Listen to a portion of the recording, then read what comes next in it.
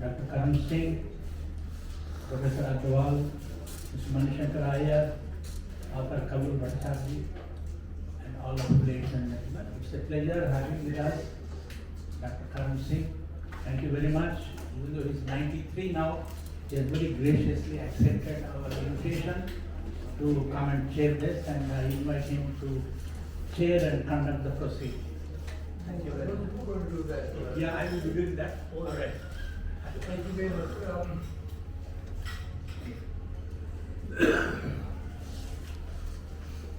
Sri Venkatarayan, President of the Foreign Correspondence Club of South Asia, my good friend Mani Shankar Iyer, Mr. Purushottam Agarwal, Simran Sobi, and the author, hero of today, Kabul Bhattacharya. I was asking him how many ways are there in which you can spell Bhattacharya. He came up with a number of 57 letters.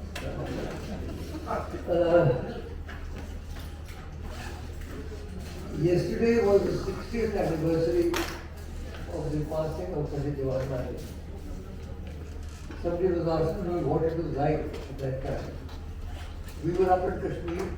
We flew down as soon as we heard the thing. I was here for the funeral.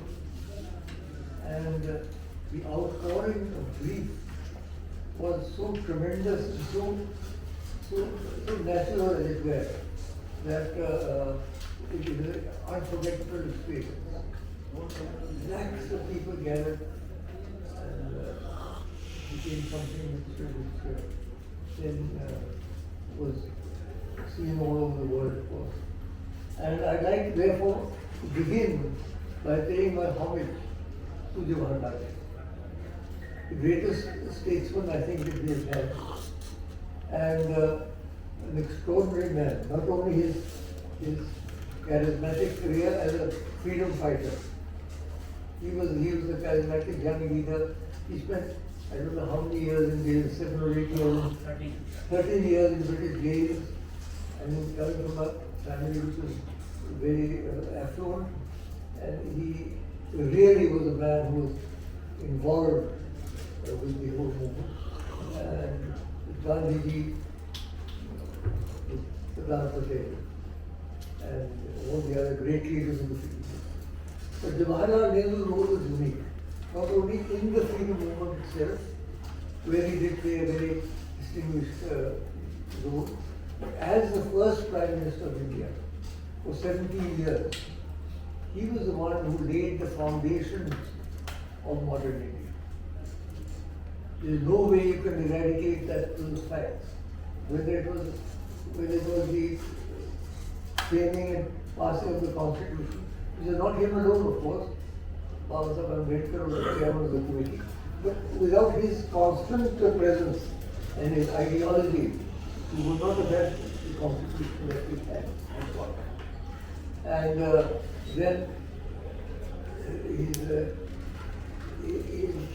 all the progress we have seen in our technological developments, the IITs, the IIMs, the outer space programs, were all started during this time. And so I think it's very important for us to remember the tremendous contribution made by him. Because there seem to be some attempts to denigrate him. I think that is very important, very unfortunate. So it is important for us to cherish our leaders in their memory. I think each succeeding leader should in fact cherish the memory of the previous people.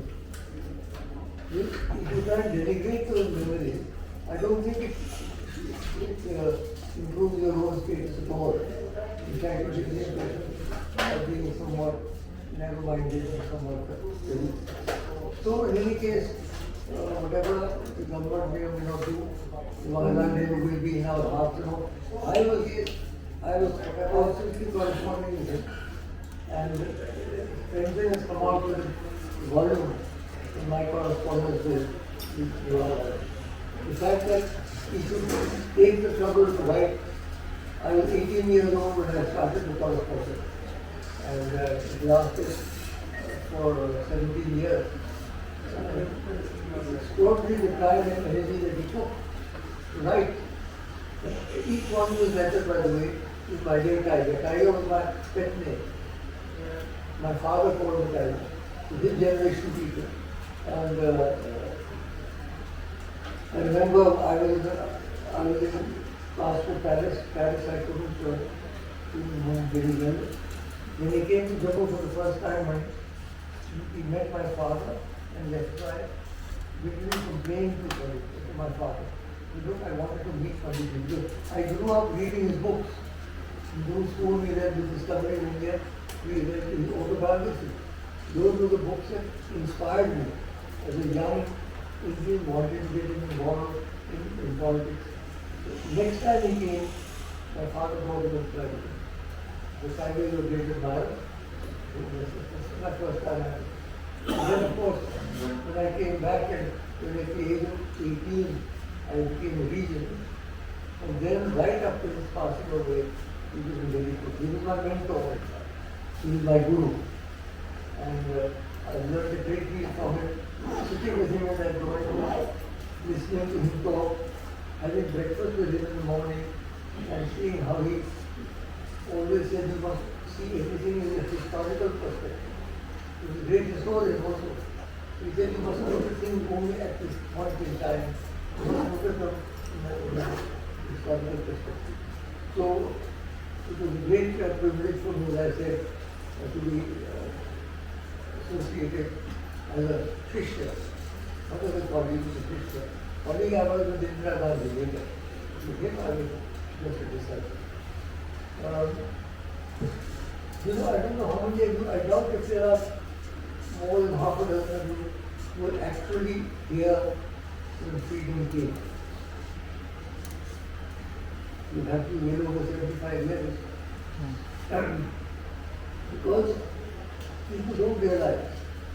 It is true that we attained our freedom through the extraordinary genius of Mahatma Gandhi, with non-violence and non-violence, non-cooperation and so on. So, but it also a fact that we paid the full price of freedom in blood and tears as a result of partition. Whenever people celebrate freedom, and it's worth celebrating after centuries of servitude, we must remember the suffering that people went through in partition. Lakhs of people lost their lives. Millions were relocated in one of the greatest migrations in world history. घर बार सब छोड़ के आए थे, nothing but the curse on their backs to stay survived. And people must remember what it was like at that time. And I make bold to say, had it not been for Jawaharlal Nehru and Sardar Vallabhbhai Patel, the Prime Minister and the Home Minister, Churchill's prediction about India may well have come true. As you know, Churchill said, India is no more country than the equator. When we leave, it breaks into 20 pieces. Here were the people, not only those who had a great team, but those were the two main people who held together the ship of state. in the ocean and dying get of freedom. Because whatever their differences people are trying to pay up, the fact is that they were very close. I remember when the freedom at midnight speech was given. All of you remember that, but I'm still going to read it out for you, just to refresh your memory. I heard it on the radio. Long years ago we made a tryst with destiny, and now the time comes when we shall redeem our pledge, not wholly or in full measure, but very substantial. At the stroke of the midnight hour, when the world sleeps, India will awake to life and freedom.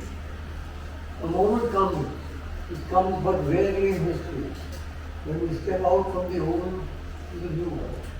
When an age ends, and when the soul of a nation long suppressed finds utterance. It is fitting that at this solemn moment we take the pledge of dedication to the service of India and her people, and to the larger, still larger cause of humanity. What a marvelous speech. And just imagine the thrill that young people like you felt to hear that speech. Well,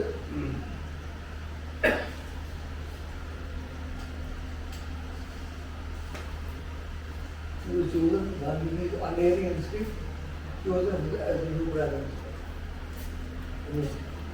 The Congress Party committees, I think, were much more in favor of Sardar Vallabhbhai Patel, who was a senior organization man. But Gandhi had his own instinct. He knew who was it who could take India into the modern age. And Sardar, of course, was a great man, and his contribution to consolidating India will always be remembered. He is the one who consolidated India politically and physically. But he lasted only 2.5 years. He passed away in December 1950. The Maharaj went on and was able to lay the foundation of. Now there were multiple problems in partition. There were problems of administration. The IAS was there, and Sardar Patel was very firm. There was some socialistic, shall we say, demand that we must abolish the IAS and various grounds I have their own. So that Patel said nothing doing. Without administrative service, we cannot keep this. He put down his foot, and the administrative service was more or less stabilized. The second was the armed forces. They had to be partitioned. People don't realize that the Indian army was an integrated force. They had fought for 200 years around the world. Now it had to be partitioned. I think that was done largely by Mountbatten. Mountbatten was very much of a military man. I think he probably organized that quite peacefully. Third, the foreign service. The foreign service had to be actually reinvented, because there were some great people like Sir Gita and Bajpai who were our representatives in the United Nations even before India became independent. But they were, it had to be reinvented. And that was where Panditji came in, because he was very passionate about foreign affairs. You will recall that he kept the foreign affairs portfolio with himself till the very end of his life. And he was the one who chose from retired armed force officers, from Indian princes, from independent intellectuals, from social stalwarts. Journalists also, indeed, you are right to say. And so he was able to really create a new service. And the Indian Foreign Service today is a creation of the wildlife. I think we should have no and that is where Professor Bhattacharya's book becomes so significant. Actually, not a professor, it's a journalist. All right, a journalist. Professor is here. Well, I give you an honorary degree. I've been chancellor of so many universities. I give you an honorary degree. BHU, JHU, JHK University. Anyhow, so you're Bhattacharya. You've written a very professional book, that's why I called it professional. He's done a lot of research, I must say. I have not read the whole book. He gave it to me just a week ago, and he said he wanted me to release it. And so he's written this very interesting book, and he mentioned a lot of people, including my good friend Karan Singh, and Auntie Nan, as we called her, Vijay Lakshmi Pandit. And I knew many of the people there. Some of my class fellows in June School and in the foreign service. Ashok Gokul, KPS Menon Jr., both were my classmates. He graduated the same year, in 1945. Graduated as in the senior Cambridge. And our English teacher, surprisingly, V. Siddharthachari, also joined the foreign service. And he was the only teacher who we remember in June School as an outstanding teacher and intellectual. He was there. And then there were all these princes whom you know. There was Uncle Jay, there was Patiala. There were many people whom we remember. Between them, they formed this system. And interestingly, from the time from 1950, I think, whenever the foreign service people used to do their training and used to do their visit to Kashmir, one thing that was always put into the program was tea with the southern areas. All these people who were nominated around the world say, we had tea with you back in 1961 or 1963. So I had to put a meeting them all. And also I must say, in my 8 years I was an Indian representative on the board of UNESCO. I came across a lot of very able auditors. And even more, 9 years that I was president with ICC, Indian Council for Cultural Relations, was in a way an output of the ministry, but was set up separately. And in those 9 years, I worked very closely with ambassadors. Whenever we opened a cultural center, we had to have the cooperation of the ambassadors themselves. And I had opened as many as 40 cultural centers around the world. So each one of those centers, not only did I was in touch with them, I visited most of them with the ambassadors, and there was a lot of contribution from the ministry. Apart from that, I won't take too much time. I will be only 10 minutes as to how I take it. But I was telling you, I narrowly missed, I don't know whether you know this or not, I narrowly missed a full-time diplomatic career.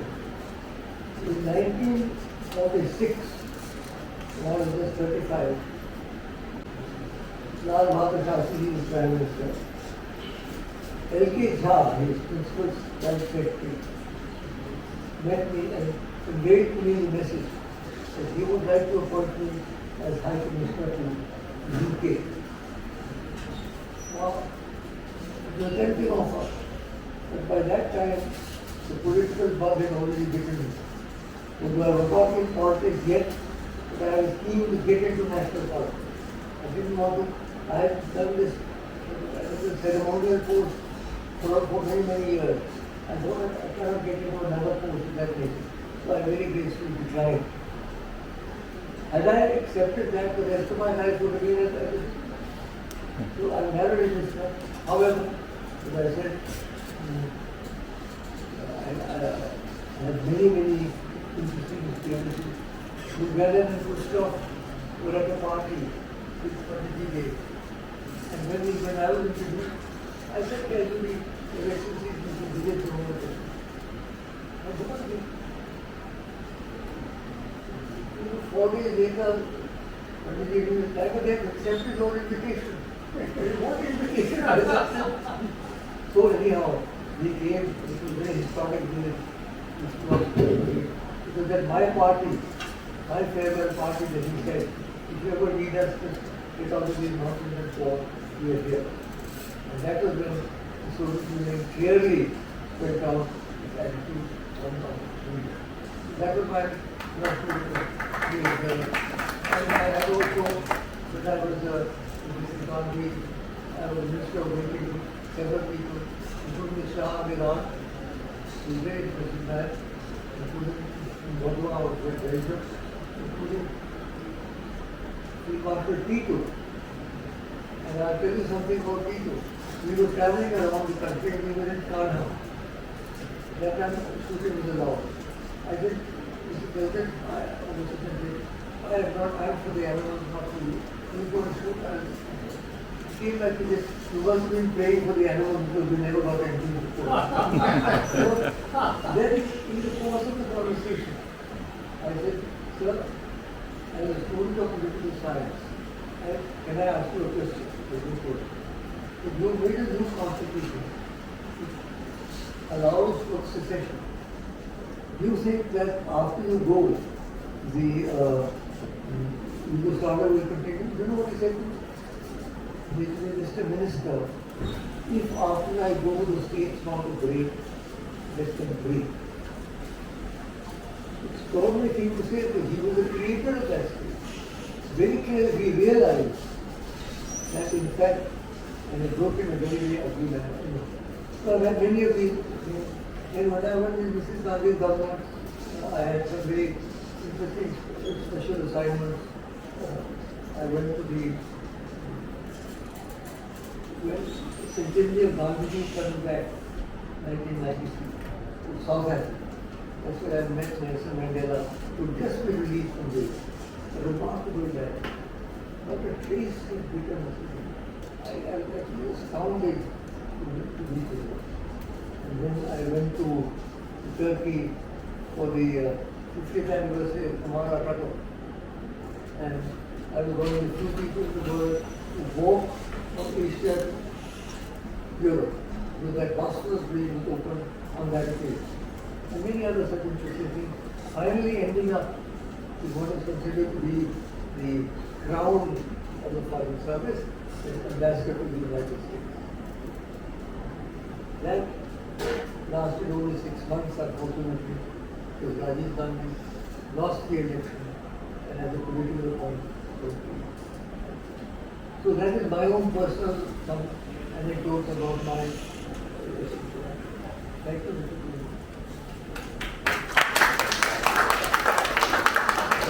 Thanks very much, Dr. Singh. It was a pleasure listening to those anecdotes.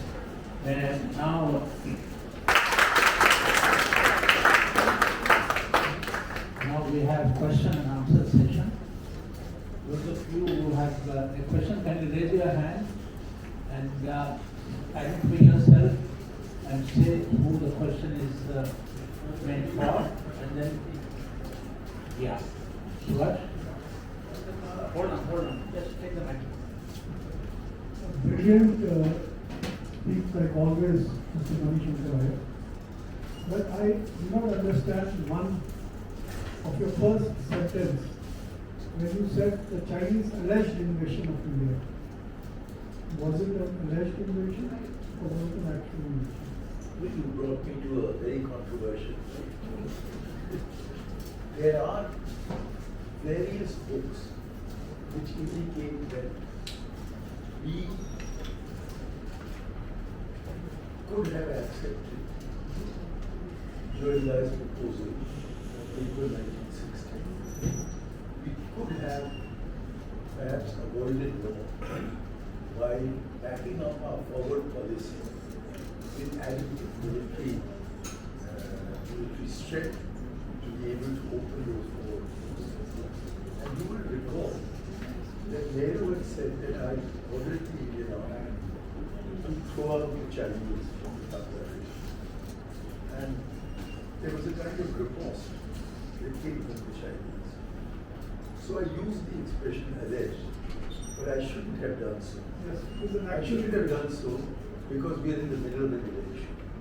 So apart from that, it was historically and factually, There was an invasion, they have taken over. I agree with you. And they're still fighting. I agree with you. So what to be promoted in the Last phase of the election. Any other questions? Yes, I have one question. Use the microphone. Yes. Mr. Bhattacharya, since you have written about the first generation of the foreign service officer, I believe a lot of advice about China given by diplomats first generation was ignored by the government of the time. I have written about that since I have not read the book, so I just want to know about that. They had warned about China. They had warned against China, those diplomats, first generation diplomats. Right. I guess, I have written about the fact that the structure of foreign policy professionals, even in the mid-1950s, was not really formal. There were lots of, there is a lot of loose, lot of informality that existed in the formal structure back at that time. So these communications and they used to get lost, and also most importantly, all our posts in various locations were not yet ready. A decade had passed, but then the Indian missions were not yet fully manned, and in many places the missions were just coming up. And the problem with China was first of all, very unique because it was basically the end of innocence for not just the Nehru administration, but also end of innocence for the post-colonial state of India. That there were threats from nearer home, like not just colonial threats and things like that, but that there were even your compatriots in the Asian continent could also pose security threats. So in that way, these were very new things for the administrators who were at that time on the top positions. But I'm sure, as you said, that whether there were any shortcomings in the best, but if you look at the people who were posted in the mid-1950s and the late 1950s in Beijing, they were first-rate Chinese speakers, they were professionals who came from the finest colleges and universities. So in that way, at least in the qualitative term, there was no compromise. So there was Sumal Sinha, there was K.M. Kannampilly, and GP, the great G. Parthasarathy was our ambassador right before the conflict broke out. So they were first-rate professionals. So though the team was very small, and there can be always debate and discussion about whether certain communications were neglected and etc. But I would say that though small, they were capable of delivering in difficult circumstances. Yes, please. Good evening, Dr. Karan Singh, sir. Compliments to your age, almost age of my father, and he always talks about you. I represent the aviation fraternity. I am from the aviation GS Bob, and aviation is dear to us. Dr. Goyal is there, and sir, I always had a question in my mind. What you asked you in person. You had brought aviation and tourism in this part of the world.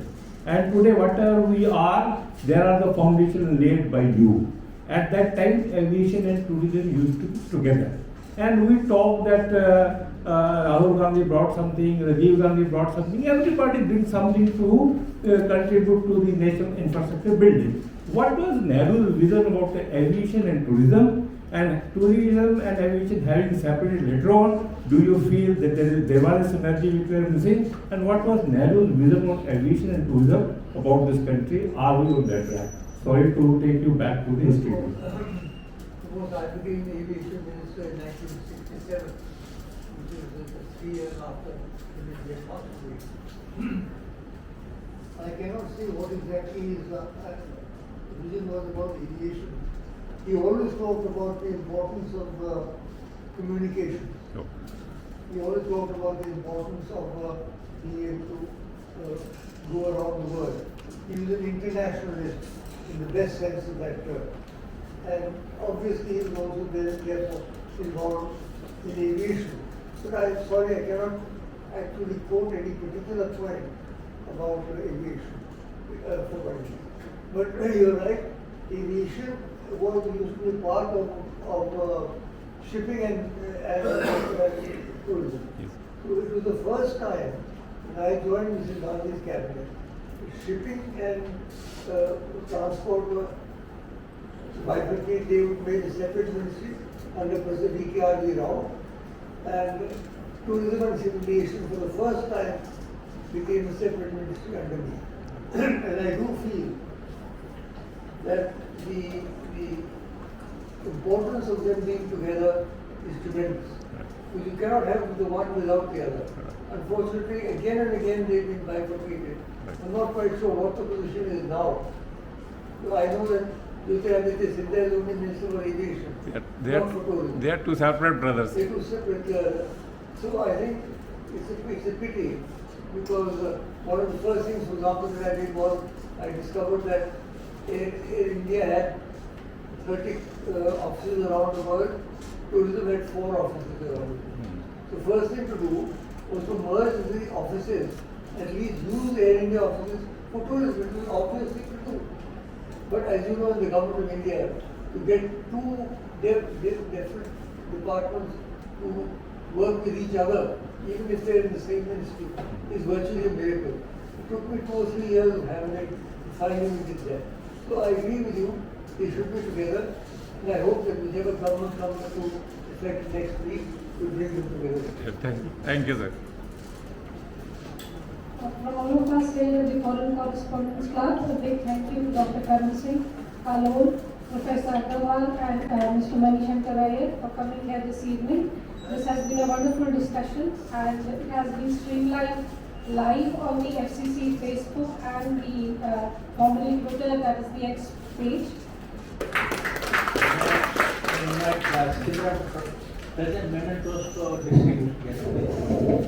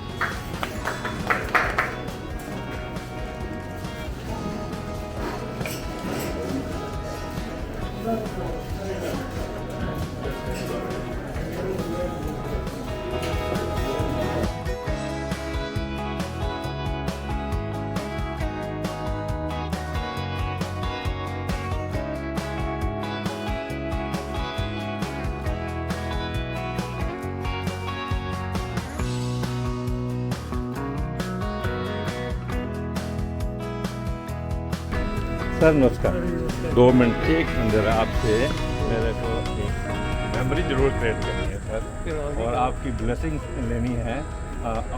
आपको मैंने विज्ञान भवन में एक बार सुना था, इसी lawn में नहीं विज्ञान भवन में विज्ञान भवन गीता के ऊपर आपने बोला था और इतना बढ़िया था, मैस्मराइजिंग था। 2-3 हजार की ऑडियंस थी and everybody give standing ovation. धन्यवाद। और उस संदर्भ में कुछ एक ऐसा बोलिए कि जो आज के संदर्भ में बिल्कुल फिट बैठता हो, from the wisdom of Vedas. Wisdom of Vedas से क्या बताएं? कुछ भी जो आपके आज के जो ये तब पवित्र भूतानां येन सर्वमिदं ततं सुकर्मणाम् अभ्यस्य सिद्धिं।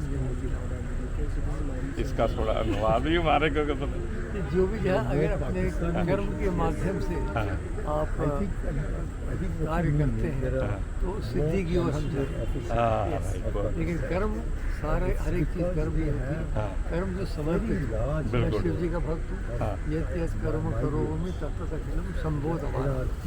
तो जो कर्म किया जाए इष्ट के चरणों में रखने के लिए वो कर्म आप अपने इष्ट के लिए तो सही रहे, अपने इष्ट को काम करो। बहुत बढ़िया सर, गोल्डन वर्ड्स है आपके। Thank you sir. Many of the waiters